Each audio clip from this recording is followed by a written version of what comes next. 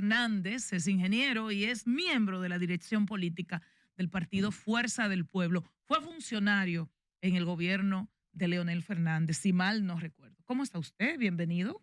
Muy bien, muy feliz y contento de estar estrenando el año aquí en Bienvenido, ahora César. la Super 7 Giovanna dice que no. con mis amigos y mis amigas y sobre todo con César, este público inteligente, interesante que está Carlos le deja un abrazo especial. en este pulpo comunicador de la comunicación, porque aquí se ve por todas partes. Ay, Dios Ay, mío. Dios. No, yo soy uno que en la radio no la Y en muevo la de misma Super frecuencia. 7 porque me voy a Taigüey, me voy hasta la Así Romana, es, me voy a- así me voy a es. Montecristi, entonces como que es más fácil, ¿verdad? Así es. Emisora poderosa. Don César finaliza, o casi finaliza, si no estoy mal informada, el Congreso, ¿verdad? Que realiza su partido. Una parte.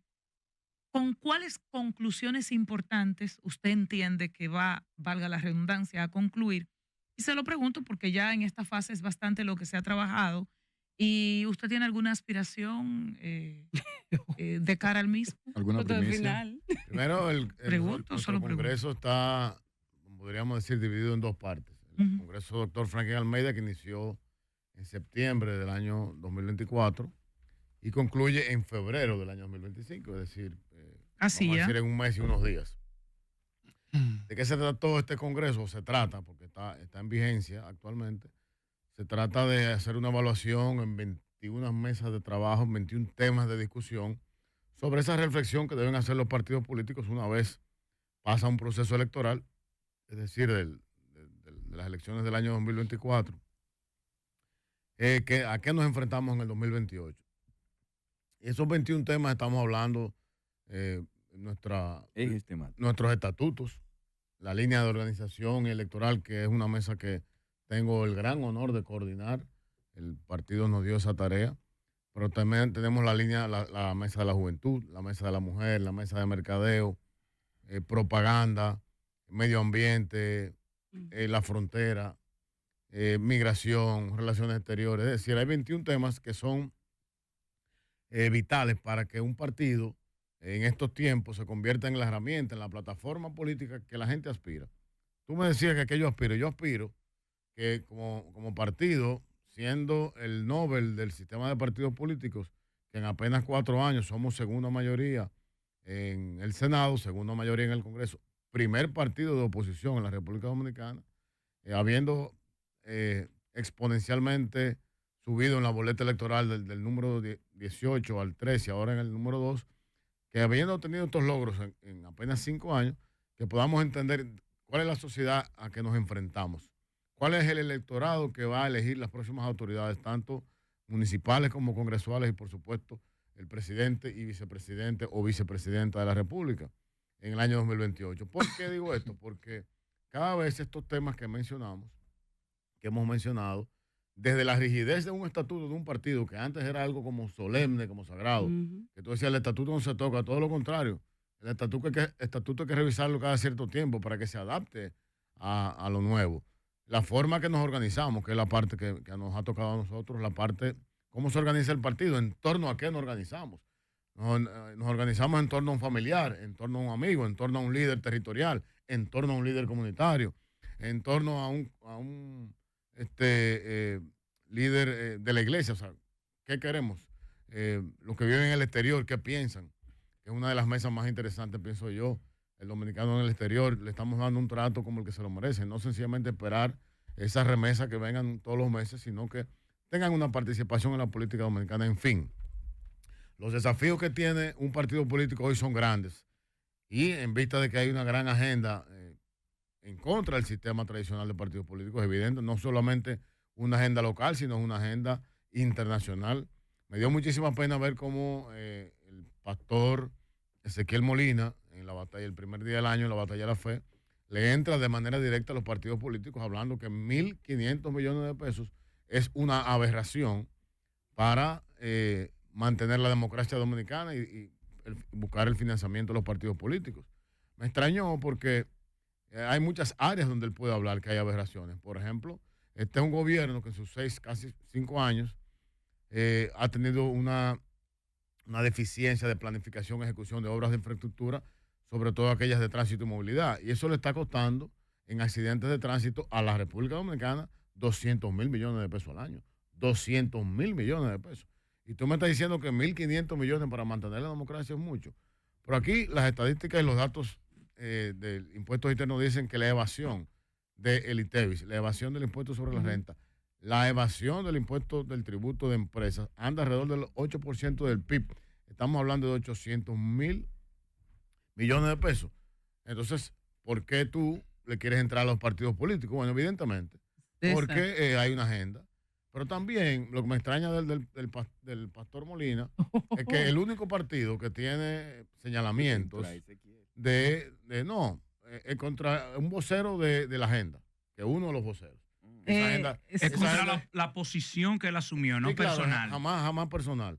Y te digo, por ejemplo, que se ha dicho que él en su discurso lo dijo literalmente, que a pesar del financiamiento, el dinero ilícito llega a la política.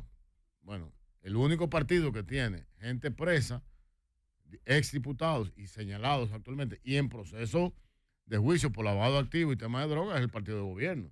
Yo pienso que él debió señalarlo de manera clara, porque en el caso de nuestro partido Fuerza del Pueblo no tenemos absolutamente ningún caso como ese, y cuando en la precampaña se inscribió gente de posición cuestionada, no se le permitió ser el candidato. Entonces, pienso que, para terminar con Anibelka, la pregunta original es entender en dónde estamos como partido político, qué necesitamos para hacer una opción y también defendernos y defender la democracia a través de la transformación que vamos a hacer en nuestro Congreso, que termina esta parte del Congreso el 23 de febrero. César, eres ingeniero, eres político y hay una realidad que se evidencia en la República Dominicana. Es el tema de la baja inversión del gobierno en desarrollo, en infraestructura. La pregunta es, ¿por qué entiendes que el gobierno del presidente Luis Abinader, con el presupuesto de billones que tiene, no evidencia las obras en este momento? Y además acaban de anunciar otro nuevo hospital cuando todavía no vemos conclusiones con obras prometidas y que parecen estar en proceso, pero que en 6 años no se han podido concluir. El Luis Eduardo Aybar, por ejemplo. La ciudad sanitaria. Yo pienso que el tema es genético mental. ¿Cómo fue? Disculpe. El tema de la pregunta que me hace Johanna, Genético mental. el problema de la claridad de un Estado es genético mental de los que hoy gobiernan. ¿Quiénes son los que gobiernan hoy? Desglose esa parte, por favor. Los que gobiernan, exactamente. ¿Qué quiere decir? Nacieron locos. Los que gobiernan hoy, bueno, ya... Así no. No, porque ya hay algunos que sí, hay otros que se ponen locos en el camino. Los que gobiernan hoy, si usted busca el rastro, la huella de sus gobiernos, encontrará que hay precisamente una falta de entendimiento de lo que es el Estado Dominicano y de lo que es una política económica correcta al dirigir el Estado Dominicano. Si usted se va a los gobiernos 78, 86, que es el mismo equipo que está gobernando hoy, o sea, tenían un partido con otro nombre, pero es el mismo equipo. Y el gobierno 2000, 2004, usted no va a encontrar una sola obra de infraestructura que desarrollara el país en ese momento. Pero las obras de infraestructura tienen 3 aristas. La primera que tienen es que hay una solución a un problema real que tenga la sociedad. ¿Por qué para Leonel Fernández la infraestructura es muy importante? Porque es transversal a todo. La infraestructura es transversal al turismo, es transversal a la agricultura, es transversal a la educación, es transversal al tránsito y la movilidad. Es decir, tiene que incidir en todos los ejes. Ese es el primer rol de la infraestructura. El segundo rol de la infraestructura es que dinamiza la economía local de donde se está desarrollando el proyecto. Y el tercero, que eso está en todos los libros de economía que establece el Banco Mundial, el BID y todos los organismos internacionales que son rectores en temas económicos, que un país debe de invertir alrededor del 5% de su Producto Interno Bruto en infraestructura para que genere esa dinámica de desarrollo. Entonces, si usted va al Estado y usted no entiende que lo que usted tiene que gastar es más en inversión que en gasto corriente, es decir, en tirar el dinero a la basura, en gastarlo, pero ¿qué pasa? Cuando tú tienes un gobierno débil que no planifica como este gobierno, y yo lo voy a chancear y me atrevería a chancear al gobierno de don Antonio Guzmán, porque las condiciones políticas no eran las condiciones políticas de ahora. La lucha en ese momento era una lucha por la libertad, era una lucha por la democracia, no era la lucha que se logra después que hay una estabilidad política y democrática. Exactamente. Entonces, ahí yo chancearía a don Antonio. Pero de ahí para acá, nunca lo entendieron. Y el presidente Abinader es el que menos lo entiende. Porque el presidente Abinader llega al gobierno sin el más mínimo plan, ni siquiera de hacer 5 letrinas. Pero y en 6 años no ha sido tiempo para tener un plan. Aparte de que no entienden, son torpes. Porque si usted llega y el presidente Danilo Medina le deja a usted contratada la línea 12 del metro, contratada y diseñada. El presidente Leonel Fernández le deja contratado y diseñado el paso de nivel de la Isabel Aguiar. Porque usted se pone a inventar. Señor, termine eso. ¿Qué es el paso de nivel de la Isabel Aguiar y la Plaza de la Bandera? La terminación de Viadón. Viadón es el proyecto que tiene el elevado de la Gacet, el túnel de la UAS, los pasos a desnivel de la 27. Termina ese proyecto precisamente en la 6 de noviembre. Hermano, eso inclusive estaba contratado por Odebrecht. Sí. Entonces, usted termínelo, pero no lo entiende. No lo entiende. ¿Y qué hizo? Favorecer. Entonces tiene el metro, la OPRED le deja el metro, y entonces es peor. Aparte de que no lo entiende y no lo inicia de inmediato, que es una obra necesaria, señores. 75,000 ciudadanos y ciudadanas se mueven entre el 9 y Pedro Brán todos los días en vehículos de transporte a razón de 2 personas y 1 persona en un vehículo, los vehículos privados. César, complétalo ahí, por favor, el tema de la línea del metro. Habías dicho en una denuncia. Estamos hablando de la parte macro, ¿verdad? De lo que es entender el Estado, que es cómo debes invertir. Yo estaba en el fin de semana estudiando todos los temas que uno siempre está leyendo de infraestructura. En el año 2012, el presidente Leonel Fernández cerró el año, vamos a decir, el año fiscal, hasta agosto, cuando le tocó gobernar, con una inversión en infraestructura solamente de 200,000 millones de pesos. Con el presupuesto que tenía en ese momento, señores. Este gobierno de Abinader en el 2024 tenía planificado invertir 200,000 millones en inversión de capital, no solo en infraestructura, y son tan torpes, tontos, tarados y retrasados que dejaron de invertir 30,000 millones. Oye, yo te estoy diciendo que en el 2012 estábamos invirtiendo 200,000 nosotros como gobierno en infraestructura solamente, y esta gente tenía 200,000 para inversión de capital en el 24 y solamente invirtieron 130,000. El presidente dice que él le sobra el dinero y que ahorra. Para el 2025 van a invertir un 2.5% en infraestructura, gasto de capital. César, la línea del metro, ¿por qué tú dices que esa línea no va a poder funcionar? Mire, yo no he hablado de la parte técnica de la línea del metro. No he entrado a esa parte porque debo tener algún tipo de estudio que no sea más que la vista, que decía yo en estos días que me senté a comerme un helado, viendo, disfrutando cómo están demoliendo las vigas. Digo, ¿pero cómo es esto? Bueno, ¿cómo disfrutando, comiéndose un helado? Disfrutando porque una demolición. Los ingenieros disfrutamos todo lo que tiene que ver con ingeniería. Disfrutamos. Yo me senté ahí en una heladería. Pero mira qué bien, me comí mi helado y dándole mandarriazo al dinero de los pobres. Que pipan y desbaratando. ¿Y qué significa desbaratar algo que ya estaba hecho? O sea, le están dando para atrás. Hay muchísimas preguntas. Pudo ser que el hormigón que se usó no diera la resistencia adecuada. Pudo ser que el diseño estaba mal. Pudo ser que la viga que se colocó ahí no era la que se iba ahí. Hay un sinnúmero de respuestas, pero mi orientación al metro viene en lo siguiente. Leonel Fernández asume el gobierno en el año 2004 con la crisis de los bancos locales. En el 2008 está la crisis global que llevan los bancos inmobiliarios mundiales. Es decir, en 2 periodos gubernamentales, 2 grandes crisis, una local y una internacional. Con la bancaria, que era dura, porque la devaluación que hubo en ese momento con el alza del dólar fue terrible. Pero el presidente logró hacer, en esos 2 periodos, para resumirlo, no entrar en muchos detalles, 28 kilómetros de metro en esos 8 años, los puso en funcionamiento, y esos 28 kilómetros de metro, al día de hoy han transportado más de 1 millón de millones de dominicanos. Escuchen eso. 1 millón de millones de dominicanos. 1 billón, exactamente. Y este gobierno va para 5 años haciendo 7, esas 2 líneas costaron 1.500 millones de dólares. Y este gobierno va para 5 años haciendo 7.3 kilómetros, que es del kilómetro 9 a Los Alcarrizos, son 7.3 kilómetros total con 900 metros de túnel. Yo te estoy diciendo que la línea 2 va del 9 al Puente Mella totalmente soterrado. La línea 1 va de la antigua cementera, de la Máximo Gómez hasta Centro de los Héroes, soterrado. Y con un sistema de túneles para drenaje de la ciudad impresionante. Costaron 1.500 y pico de millones de dólares. Y esta línea 2C, que es la de los Alcarrizos, al día de hoy lleva cerca de 1.300 millones de dólares gastados, y usted pasa por ahí no hay ni esperanza de que eso se termine. Entonces, ¿cómo es posible que yo te hago con el mismo dinero el casi cuádruple? Porque 7 cabe 4 veces en 28. 4 veces más el costo por kilómetro. Exactamente, entonces estamos hablando de un 756% más. Entonces, eso lo tiene que explicarlo el gobierno. Eso sin entrar en la parte técnica. Nosotros hicimos esa denuncia y hasta ahora no hemos recibido respuesta. En la OPRED ahí nadie contesta nada. Usted envía solicitud por acceso a la información y no aparece nada. Pero nada, el pueblo tiene esa demanda en sus manos en este momento. Sí, siguiendo con ese mismo tema, don César, y gracias por estar con nosotros. La Fuerza del Pueblo y el presidente Fernández ha presentado al país varias veces su plan de desarrollo al 2044.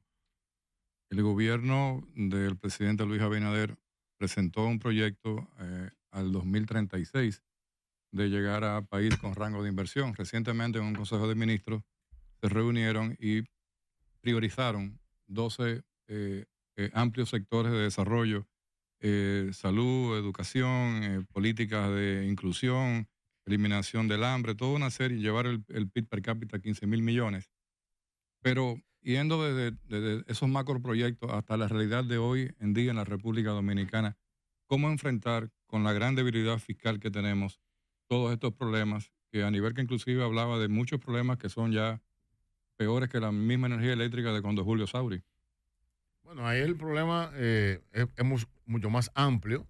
En el caso de nosotros hicimos un plan, que usted lo acaba de señalar, que se llama República Dominicana 2044, donde priorizamos.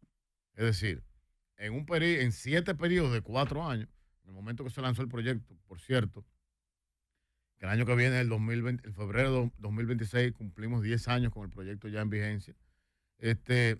Eran 7 periodos de 4 años, o sea, 7 gobiernos, los que fueren, que subsiguieran en el gobierno que estábamos en el momento que se presentó, hicieran una carta de ruta y tuvieran la siguiente agenda. Una agenda de proyectos nosotros le llamamos la premodernidad, y una de la modernidad. En una provincia tú no puedes hablarle de un metro si no hay agua potable. No puedes hablarle de un centro de tecnología si no tienen calles y aceras. Entonces, la idea del presidente Fernández y nosotros en RD44 era llevar esa agenda para Ahora, allá. eso es común a todo el país. Todos los pueblos tienen esa carencia. El libro de Provincia de Duarte es uno de los más bonitos. Sí, lo leí. Si supiera que lo leí muy bien y me gustó. En ese mismo ritmo, ir cambiando el modelo productivo de esas provincias. Sí, pero es importante que me analice, porque hay una plataforma que es común a todos, y es la deficiencia de nuestro sistema tributario y la fiscalidad para garantizar, como usted bien dijo, que tenemos 800.000 millones que se nos van por otros sitios, que nos entran en el flujo financiero. Luna, voy por allá. Lo que pasa es que quiero que la gente entienda cómo lo hicimos, o sea, en qué pensamos. Pensamos en primero aumentar la producción a nivel nacional en todo. ¿Qué hicimos nosotros en el 2020? Le dijimos al gobierno, le dimos una propuesta por escrito de nuestra Secretaría de Agricultura y de Asuntos Urbanos de qué había que hacer en el 2021 en tema de motorizar la producción agrícola y agropecuaria en el país para aumentar los ingresos del país. La filosofía del presidente Fernández económica ha sido invertir para generar más riqueza, no poner más impuestos. Por ejemplo, ahora con el tema de la reforma fiscal, él hizo un planteamiento en la AmChart cuando fuimos siendo candidatos, bastante claro. Mi modelo es dar más facilidades para que la gente produzca más y generar más riqueza y así cerrar esa brecha que usted señala que tenemos. No poner más impuestos y hacer inversiones en las obras necesarias te va necesariamente a producir más ingresos y evidentemente controlar el gasto y tener un gasto prudente y eficiente en el Estado, que no es el caso de este gobierno. Don César, si me permite, gracias por estar aquí ahora por la Super 7 del grupo ACD Media. Hace un rato, la señora Anibelca Rosario decía que en los años de vida democrática, aparentemente en la República Dominicana, ningún gobierno ha resuelto un tema en este país. O sea, que aquí no hay solución definitiva de ningún tema. El expresidente Fernández, 3 periodos, posiblemente buscaría un cuarto, un quinto. Siendo así, me gustaría que usted responda a la verdad de esta conversación, porque nosotros creemos que aquí se ha avanzado mucho. Ahora, este gobierno, una de sus críticas era que los anteriores gobiernos no habrían resuelto un solo problema y que a la fecha, aparentemente, la República Dominicana no hay ninguno resuelto. ¿Su opinión? Creo que es una pregunta interesante y Anibelka no deja de tener razón en algunos aspectos. Porque hablamos de solución, no de avanzar. Porque hemos avanzado en muchos aspectos. Lo que pasa es que si tú te sientas en tu computadora y me buscas cuál es el país que tiene el 100% de sus problemas resueltos, no lo vas a encontrar. Lo que pasa es que en el comentario yo no hablaba ni de 100%, yo hablaba de por lo menos un problema, uno. Ahí voy. En Dominicana, ¿qué decirle? Que durante este cuatrienio o durante los próximos 20 años resolvamos el problema de agua potable, por ejemplo. Pero perfecto. Pero si todos los problemas están. Si usted me permite la pregunta. No, adelante.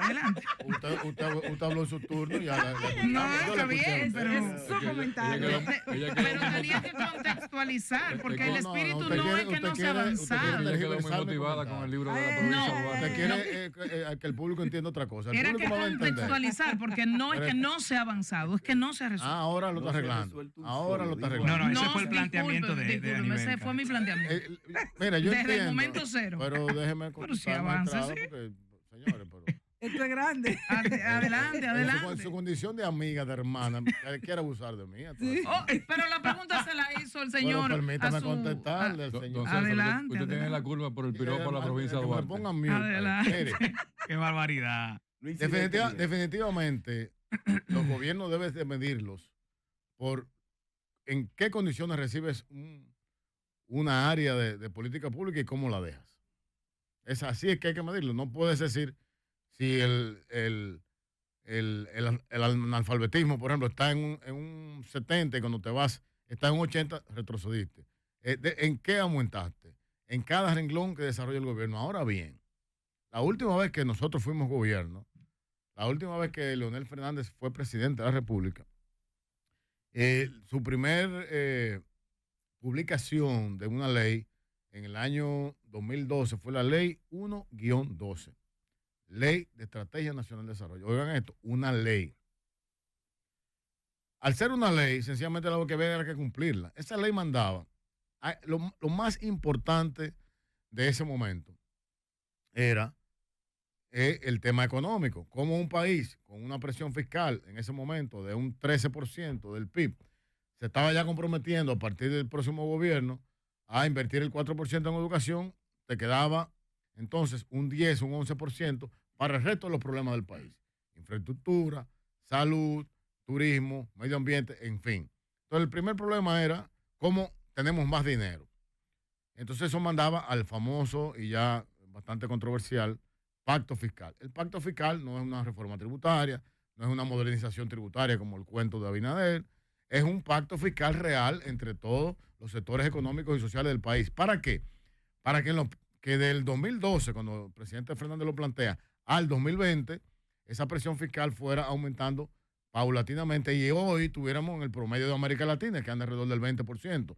Sí, apenas seguimos ahora por debajo del 15% de la presión fiscal. Entonces, sin dinero no vamos a hacer nada. Olvídate de que si solucionamos, lo primero es el dinero. ¿Cómo lo vamos a conseguir?